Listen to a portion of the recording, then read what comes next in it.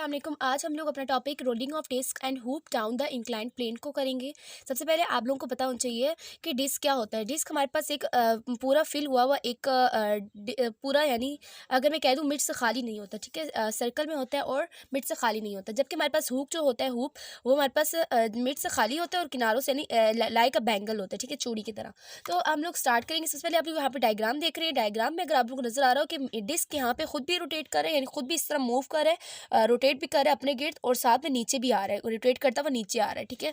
यानी let's suppose एक हम लोग देख लेते हैं कि बाईसाइकिल का व्हील जो होता है वो खुद भी रोटेट कर रहा होता है इस तरह, और साथ में स्ट्रेट लीनियर मोशन भी परफॉर्म कर रहा होता है। सबसे पहले स्टूडेंट्स हम लोग इसके लिए डेरिवेशन निकालेंगे फॉर डिस्क। अगर आप लोग यहाँ पे देखें, डिस्क के लिए पोटेंशियल एनर्जी हमारे पास किसके बराबर होगी? Kinetic energy linear.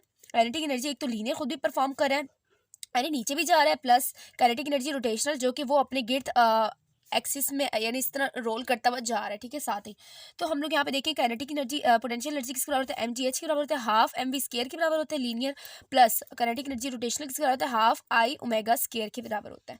अब इसके बाद स्टूडेंट्स यहाँ पे आई हम लोगों ने क्या पुट करना है? अब आई डिस्क के लिए हम लोग क्या पुट करेंगे? आई डिस्क के लिए half M R square put करेंगे। हाफ हमारे पास होगा और एम आर स्केयर होगा, ठीक है स्टूडेंट्स।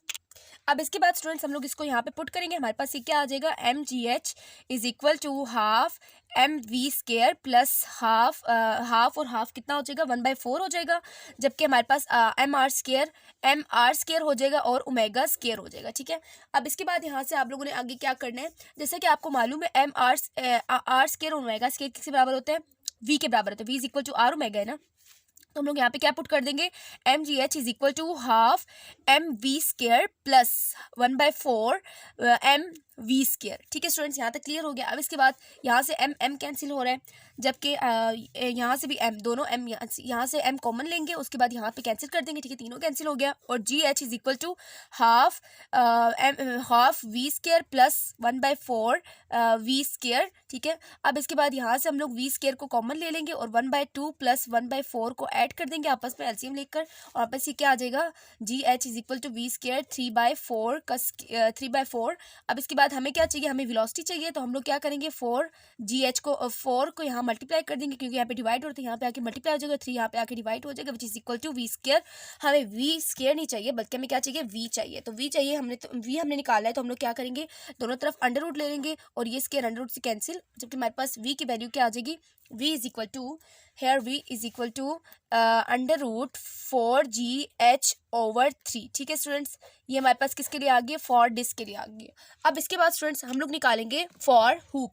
हुप के लिए हम लोग निकालेंगे। सबसे पहले हुप के लिए निकालने से पहले मैं आपको यहाँ बता दूँ कि अगर मैं यहाँ से 4√4/3 और साथ में अंडर रूट जी एच को अलहदा ले लूँ, तो हमारे पास ये फर्दर सॉल्व करके क्या आएगा?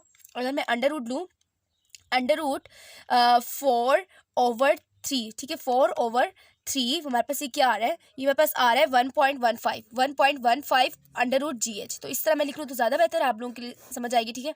अब इसके बाद इसको मैं आगे फर्दर यूज़ करूँगी, ठीक है। यहाँ से आप लोगों ने इसको छोड़ नहीं देना। अब स्टूडेंट्स यहाँ पे हम लोग हुप के लिए निकालेंगे। हुप के लिए भी हम लोगों ने सेम यही प्रोसेस करना है, और सबसे पहले हम लोग क्या कहेंगे? हम लोग कहेंगे kinetic energy potential energy is equal to potential energy, यहाँ पे भी किसके बराबर होगा? Kinetic energy linear plus kinetic energy rotational, ठीक है, rotational.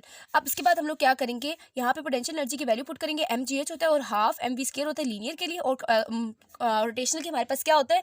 Half I omega square. बात यहाँ तक क्लियर होगी, हमने सिंपल वही मेथड अपनाया। उसके बाद हम लोग कहेंगे कि आई यहाँ पे क्या पुट करना है? आई हमारे पास एम आर स्केयर होगा इन केस ऑफ हुप, ठीक है।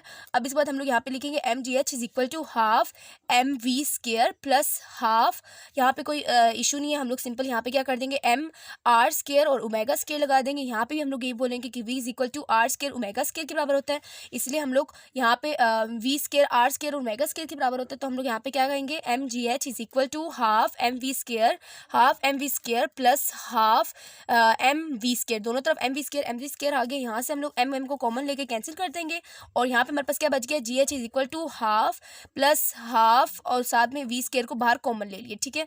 अब इसके बाद हमारे पास क्या होगा? इसके बाद हम दोनों जब इन दोनों का जब एलसीएम लेंगे, हमारे पास ये क्या आ जाएगा? दोबारा से 2/2 आ जाएगा, जो एक दूसरे से कैंसिल हो जाएगा, और जो हमारे पास आएगा G H is equal to V square और V is equal to under root G H. ठीक है स्टूडेंट्स, अब हम दोनों को कंपेयर करेंगे। अगर हम लोग दोनों को कंपेयर करके देखें, एक तो हमारे पास है डिस्क के लिए डी लगा देती हूँ, ठीक है, डिस्क के लिए डी और हुप के लिए एच लगा लेती हूँ, ठीक है। अगर हम लोग डिस्क और हुप की वैल्यूज़ देखें, डिस्क के हमारे पास क्या थी, डिस्क के लिए हमारे पास 1.15 अंडर रूट जी एच है, जबकि हुप के लिए हमारे पास क्या है 1.15 वी एच है, ठीक है, 1.15 वी एच। अगर मैं डिस्क का देखूं, डिस्क हमारे पास ये जो हुप आया है, हुप हमारे पास कितना आया है अंडर रूट जी एच आया है, तो मैं अंडर रूट जी एच को यहाँ पे वी एच से रिप्लेस कर सकती हूँ। तो मैंने यहाँ पे यही काम किया और हमने यहाँ पे क्या कर दिया, वी एच से रिप्लेस कर दिया सेकंड वाले में, और मैंने कहा velocity of disc is equal to 1.15 V H.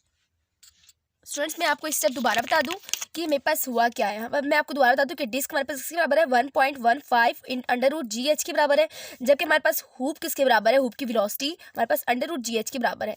अगर मैं इन दोनों को कंपेयर करना चाहूँ, मैं कह सकती हूँ कि V D is equal to 1.15 और यहाँ पे अंडर रूट जी एच को किससे रिप्लेस कर दूँ, वी एच से रिप्लेस कर दूँ, 1.15 वी एच। तो इससे क्या पता चल रहा है, इससे ये पता चल रहा है कि डिस्क की जो वेलोसिटी है, velocity of disc is greater than velocity of hoop. इसी तरह भी आप लोगों को पता चल सकता है कि वेलोसिटी किसकी ज़्यादा होगी, वेलोसिटी मेरे पास किसकी ज़्यादा होगी, डिस्क की ज़्यादा होगी, क्योंकि उसका मास भी ज़्यादा है। सो इसीलिए हम लोग यहाँ पे कहेंगे V D is greater than V H. So हमारे पास ये आखिर में जो आपकी बुक में लाइन लिखी हुई, it is the velocity of hoop which is also independent of mass of hoop, ये मास से इंडिपेंडेंट है। तो हमारे पास क्या कहिए, comparing the two velocity we conclude that solid disc will move faster, faster move करेगा, ज़्यादा जल्दी मूव करेगा, ठीक है, और अपने डेस्टिनेशन यानी बॉटम पे ये हमारे पास ज़्यादा जल्दी डेस्टिनेशन पॉइंट तक ज़्यादा जल्दी पहुंच जाएगा। इसीलिए इसकी वेलोसिटी ज़्यादा है डेस्टिनेशन पॉइंट पे, रीच डेस्टिनेशन पॉइंट अर्ली, ठीक है, एज़ कम्पेयर टू हुप। इसके अब फिजिकल इंटरप्रिटेशन हम लोग देखेंगे, जो हम लोगों ने टॉपिक किया है डिस्क और हुप का, ठीक है, वेलोसिटी का। अब हम लोग यहाँ पे देखें, inertia of disc is greater than inertia of hoop. अब इसके बाद हम लोग क्या कहेंगे, as the moment of inertia of hoop is greater, hoop का जो मोमेंट ऑफ इनर्शिया वो ज़्यादा है than that of disc, disc से। So rotational kinetic energy of hoop is greater than that of the disc. So इसीलिए हमारे पास rotational kinetic energy hoop की क्या होगी, ज़्यादा होगी as compare to disc. So more energy is utilized by the hoop, hoop को ज़्यादा एनर्जी चाहिए होगी क्योंकि उसका मूवमेंट ऑफ इनर्शिया ज़्यादा है, और ऊपर से इसका क्या, ऊपर से इसकी काइनेटिक एनर्जी भी ज़्यादा है। सो उसको एनर्जी भी ज़्यादा चाहिए होगी, utilize by the hoop in rotation, rotation में ज़्यादा यूटिलाइज करते हैं as compare to linear motion, linear motion के ज़्यादा से ज़्यादा वो किस में यूटिलाइज करता है, इस हुप किस में यूटिलाइज करता है, वो रोटेशन में यूटिलाइज करता है, ठीक है, यानी वो स्पीड नहीं लगाता, वो अपने ही गिर्द घूमने में ज़्यादा एनर्जी यूटिलाइज कर देता है, इसीलिए वो पीछे रह जाता है। As a result disc moves faster than the hoop, इसीलिए डिस्क ज़्यादा जल्दी मूव करती है एज कम्पेयर टू हुप।